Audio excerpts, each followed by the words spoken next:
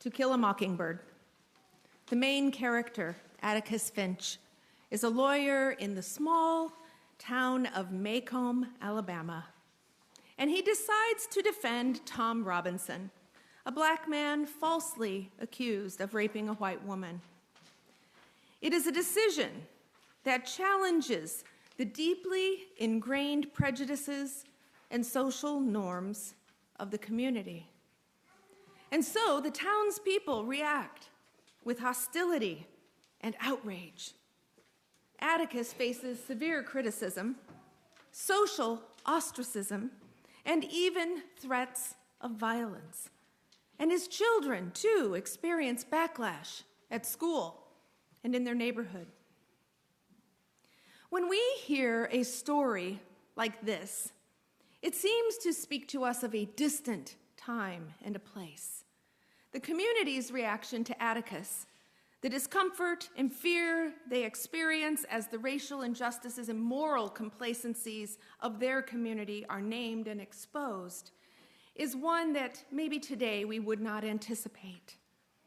Yet many of us, dare I say all of us, have found ourselves at times confronted by people in our lives, be they family or friends, neighbors or even strangers, people whose way of being confronts our sensibilities. We also know that challenging the status quo or confronting entrenched societal norms can lead to conflict. It can lead to misunderstanding and the breakdown of relationships. And this is the situation in which we find Jesus today in our gospel. His family and the religious authorities have heard about Jesus. Everyone is abuzz about Jesus. Since the moment of his baptism by John, he has gone out into the world to call people to repent, to believe, to follow.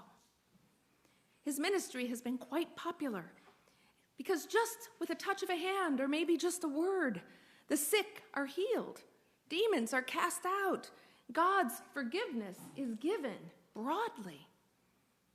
Now, there are some who hear and follow. There are others who are amazed, and still others who are curious about him. But as the crowds and his reputation grow, the word on the street is that Jesus is wacko. He's insane. He is a bit self-consumed, and he's even, what they say, drinking his own Kool-Aid, believing his own press. And so to his family, to the elite religious authorities of the time, Jesus is dangerous. In a moment of tension and misunderstanding, we find Jesus' family, his brothers and his mother Mary, who have heard all this talk, coming to him because they're concerned. And whether they're really afraid for Jesus, or whether the truth is that they're afraid for themselves, they believe that he's lost his mind. And so the only choice they have is to rein him in. How many of you have tried to rein someone in? Especially if you have children. Trying to bring children and trying to get them to do what you want, to not go off and do what they want. It's not an easy task. And just as they're trying to do this, the scribes arrive from Jerusalem. And in their discomfort and their fear, they're very quick to call Jesus out, to name him as one who is in cahoots with the devil, suggesting that all the power that he has that heals and casts out demons finds its source not in good, but in Beelzebul. Great word, right? Beelzebul. We see that there are many who are exceedingly uncomfortable with the radical nature of Jesus' ministry. It's not just what he says, and it's not just what he does.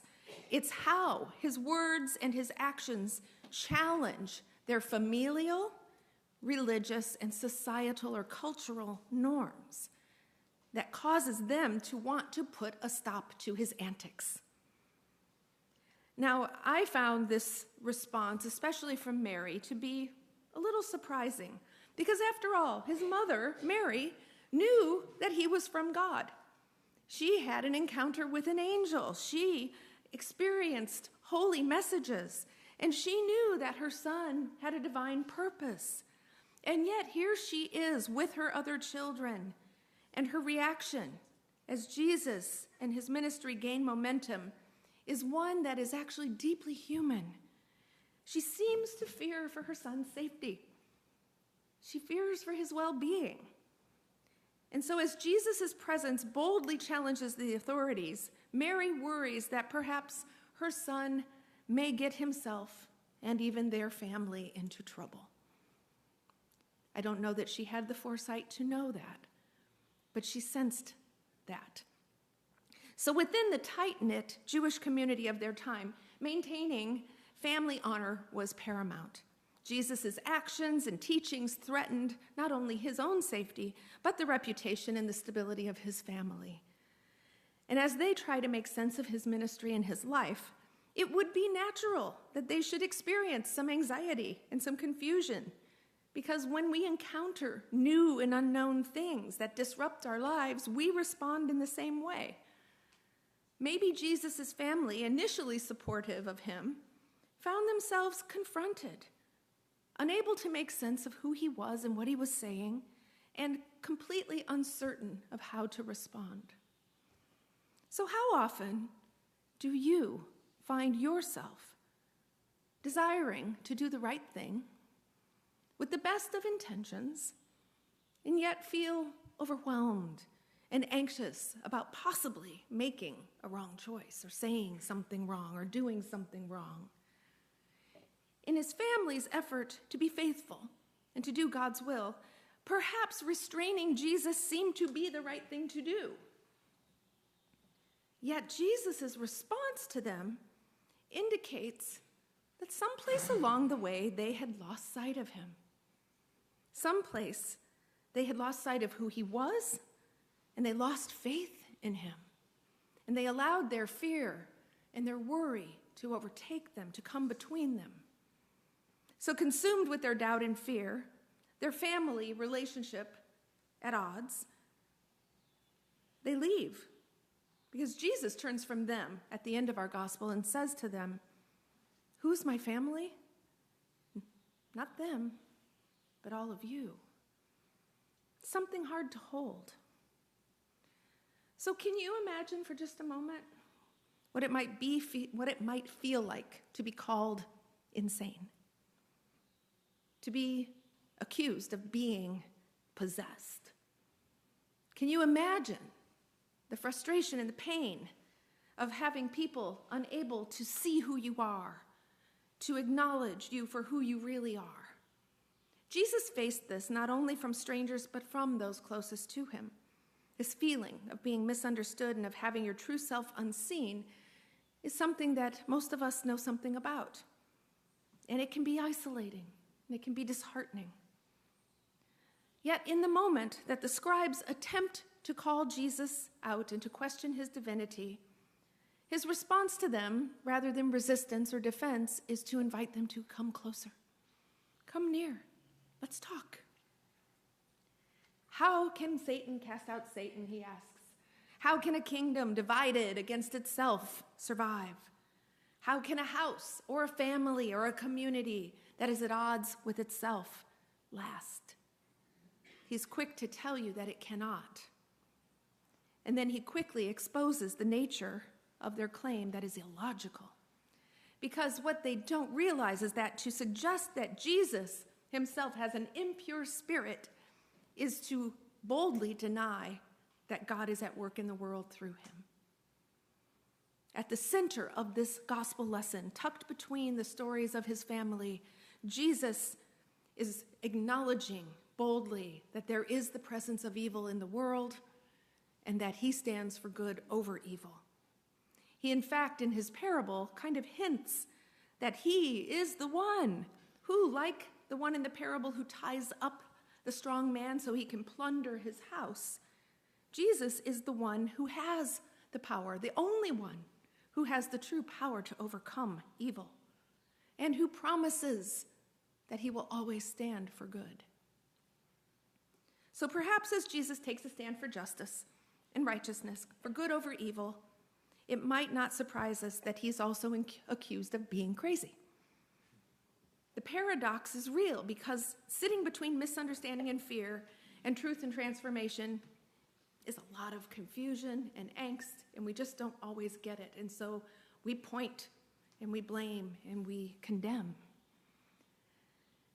Jesus is here transforming right before our eyes what it means to be family, calling us to look beyond our biological ties to one another and to recognize that we hold and share a deep spiritual kinship with all who seek to follow God's will. We can imagine that Jesus' family's intentions were not malicious. They did not intend to do him harm.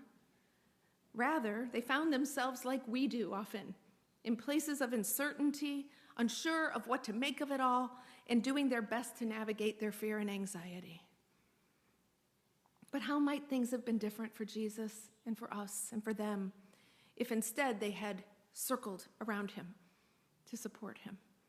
If instead of trying to restrain him, they engaged him in dialogue, expressed their fears, sought to understand him and his mission? Why, my friends, is it so hard for us to do this? Why, when confronted by difference of opinion or belief, or ways of living and loving, do we fall so easily into the trap of rejecting and trying to silence or eliminate others? Rather than navigating through the discomfort and fear that arises when Christ calls us to love and care for others as he did, we often try to restrain others. And in doing so, I think we effectively are trying to restrain God. If truth be told, we would rather Jesus be more like us than we like him. Because to be like Jesus asks a lot of us. And it often can put us at odds with our families or our friends or our communities. To be like Jesus is to be someone who stands for good over evil, for justice over injustice, who leads with generosity over selfishness, and so on and so on. Our natural human reaction to the unknown, to the new or the disruptive, is to protect ourselves and defend ourselves. But Jesus calls us instead to lead with courage and faith, to lean into that uncertainty, and to do our best to seek to understand the other rather than retreating in our fear. So where do you find yourself in today's gospel? Maybe you can relate to Jesus' family or the scribes and their experience of being afraid of the unknown. Maybe you have felt confronted by change, overwhelmed by others whose viewpoints or understanding of the world or of God differ greatly from your own. Maybe, like Jesus, you understand exactly how it feels to be questioned or to be condemned or blamed, or the sadness that wells up within when someone tries to silence you. Perhaps, like Atticus Finch and Jesus, you're simply trying to do what is right and fair and good for all people. Atticus's moral compass, his courage and his commitment to justice, despite the personal and social costs, are a reflection of Jesus' unwavering dedication to his mission. Just as Jesus expands the understanding of family to include all who do God's will, Atticus teaches his children and his community about what it is to have integrity, to express empathy, and to stand up for what is right, even when it's unpopular, even when people try to silence you. So how might Jesus be inviting you to better navigate the new and the challenging people you encounter? Those who look or act or think differently than you do. How can you, in those moments when fear and doubt rise up and threaten to consume you or cause you to react and defend aggressively, instead remember and hear Jesus reminding you that it is together that we are stronger, that it is only a house that is divided against itself that crumbles to the ground. Let us not forget that in Jesus is a safe haven of unimaginable forgiveness, grace, love, and new beginnings. In Jesus, it's a place where we're all family. So as you navigate this coming week the complexities of your faith, the uncertainties of your life, I invite you to remember that in the face of rejection or condemnation or somebody judging you, that Jesus stood and stands with you for good over evil. He is ever with you, guiding you, binding the forces of evil and doubt that seek to divide us. And he's always calling us toward unity and love. So may we embrace the newness that he brings with courage. May we trust that through our struggles, we, together, as family, will find deeper faith and greater understanding, and therefore much more love. Amen.